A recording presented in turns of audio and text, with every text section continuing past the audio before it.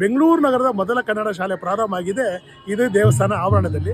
ಬೆಂಗಳೂರಿನ ಹೃದಯ ಭಾಗದಲ್ಲಿರುವ ಚಾಮರಾಜಪೇಟೆಯ ಈ ಸುಂದರ ದೇವಾಲಯವೇ ಶ್ರೀ ರಾಮೇಶ್ವರ ಸ್ವಾಮಿ ದೇವಸ್ಥಾನ. ಇಲ್ಲಿಗೆ ಕಾಲಿಡುತ್ತಿದ್ದಂತೆ ಸಿಗುವ ಆ ಪ್ರಶಾಂತತೆ ಮತ್ತು ದೈವಿಕ ಕಳೆ ಬೇರೆಲ್ಲೂ ಸಿಗಲು ಸಾಧ್ಯವಿಲ್ಲ. ಇಂದು ನಾವು ಈ ಪುರಾತನ ದೇವಾಲಯದ ಇತಿಹಾಸ ಮತ್ತು ಮಹತ್ವವನ್ನು ತಿಳಿಯೋಣ. ಸುಮಾರು 1 ಶತಮಾನಕ್ಕೂ ಹೆಚ್ಚಿನ ಇತಿಹಾಸ ಹೊಂದಿರುವ ಈ ದೇವಾಲಯವನ್ನು ಮೈಸೂರು ಮಹಾರಾಜರ ಕಾಲದಲ್ಲಿ ನಿರ್ಮಿಸಲಾಯಿತು ಎಂದು ಹೇಳಲಾಗುತ್ತದೆ. ಇಲ್ಲಿ ಶ್ರೀ ರಾಮೇಶ್ವರನ ಜೊತೆಗೆ ಪಾರ್ವತಿ ದೇವಿ, ಗಣಪತಿ ಮತ್ತು ನವಗ್ರಹಗಳ ಸುಂದರ ಸನ್ನಿಧಿಗಳಿವೆ. ಈ ದೇವಸ್ಥಾನವು ನಗರದ ನಡುವಿದ್ದರೂ ಅದರ ಹಳೆಯ ಕಾಲದ ವಾಸ್ತುಶಿಲ್ಪ ಮತ್ತು ಹಚ್ಚ ಹಸಿರಿನ ಆವರಣ ಇಂದಿಗೂ ಹಳೆಯ ಬೆಂಗಳೂರನ್ನು ನೆನಪಿಸುತ್ತದೆ. ಇಲ್ಲಿನ ರಾಮೇಶ್ವರ ಸ್ವಾಮಿ ಅತ್ಯಂತ ಶಕ್ತಿಶಾಲಿ ಎಂದು ಭಕ್ತರ ನಂಬಿಕೆ. ವಿಶೇಷವಾಗಿ ನಾಗ ಪ್ರತಿಷ್ಠಾಪನೆ ಮತ್ತು ನಾಗ ಪೂಜೆಗಳಿಗೆ ಈ ಕ್ಷೇತ್ರ ಬಹಳ ಪ್ರಸಿದ್ಧ. ಮನಸ್ಸಿನ ಶಾಂತಿ ಮತ್ತು ಸಂಕಷ್ಟಗಳ ನಿವಾರಣೆಗಾಗಿ ದೂರದ ಊರುಗಳಿಂದ ಭಕ್ತರು ಇಲ್ಲಿಗೆ ಬರುತ್ತಾರೆ. ಇಲ್ಲಿ ಬೇಡಿಕೊಂಡರೆ ಶಿವನು ಖಂಡಿತ ಕೈ ಬಿಡುವುದಿಲ್ಲ ಎಂಬುದು ಅಲ್ಲಿನ ಜನರ ಅಚಲ ವಿಶ್ವಾಸ. ನೋಡಿ ಈ ಮಹಾಶಿವರಾತ್ರಿಯ ಸಂಭ್ರಮ, ದೀಪಾಲಂಕಾರದಿಂದ ಕಂಗೊಳಿಸುತ್ತಿರುವ ಗೋಪುರಗಳು, ಭಕ್ತರ ಸಾಲು ಸಾಲು ದರ್ಶನ, ಹಗಲು ರಾತ್ರಿ ನಡೆಯುವ ಭಜನೆ ಮತ್ತು ಸಂಗೀತ ಕಾರ್ಯಕ್ರಮಗಳು ಈ ದಿನದ ವೈಶಿಷ್ಟ್ಯ. ಇಲ್ಲಿ ಹಂಚುವ ಪ್ರಸಾದದ ರುಚಿಯೇ ಬೇರೆ. ಶಿವರಾತ್ರಿಯ ಜಾಗರಣೆಯು ಇಲ್ಲಿ ಅಕ್ಷರಶಃ